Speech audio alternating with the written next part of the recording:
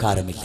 ശരിക്ക് മനുഷ്യ സൗഹാർദ്ദം, നേരത്തെ ഫാദർ പറഞ്ഞു, മതസൗഹാർദ്ദമല്ല, മനുഷ്യ സൗഹാർദ്ദമാണ്. എനിക്ക് വളരെ ഇഷ്ടപ്പെട്ടു.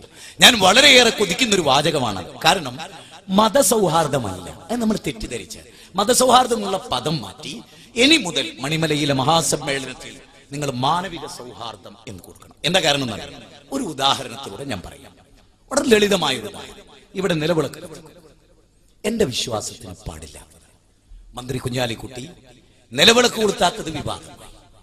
യേശുദാസ് പറഞ്ഞു വെളിച്ചത്തിനെതിരാണ് കുഞ്ഞാലിക്കുട്ടി. മുസ്ലിം പണ്ഡിതന്മാർ വിശദീകരിച്ചു വെളിച്ചത്തിനെതിരല്ല.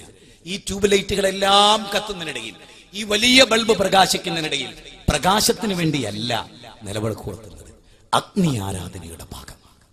മുസ്ലിമായ എനിക്ക് അഗ്നി ആരാധന പാടില്ല. പക്ഷെ എനിക്ക് ഇവരുടെ കൂടെ എല്ലാം ഇരിക്കാം. ഇവർ വിളമ്പുന്ന ചോറ് കഴിക്കാം, ഇവരുടെ വീട്ടിൽ ക്ഷണിക്കപ്പെട്ടാൽ കല്യാണത്തിന് പോകാം. പക്ഷെ എന്റെ ആരാധനയെ കളഞ്ഞു കുളിച്ചുകൊണ്ട് എന്റെ വിശ്വാസത്തെ മാറ്റിവെച്ച് എനിക്കിഷ്ടമില്ലാത്ത മറ്റൊരു വിശ്വാസത്തിൽ എന്നെ നിർബന്ധിക്കൽ, അതാണ് തീവ്രവാദം, അതാണ് ഭീകരവാദം. അത് പാടില്ല. ഞാനൊരു അമുസ്ലിമിനെ എന്റെ സുഹൃത്തിനെ കൊണ്ടുവന്ന് പള്ളിയിൽ അവനെ സുജൂദ് ചെയ്യിപ്പിച്ച് നിർബന്ധിക്കൽ, അതല്ല മതസൗഹാർദ്ദം. അത് മതസൗഹാർദ്ദമല്ല, മതവിരുദ്ധമാണ്. ഞാൻ ഒന്നുകൂടി ചോദിച്ചുകൊണ്ട് അവസാനിപ്പിച്ചു കൊള്ളട്ടെ.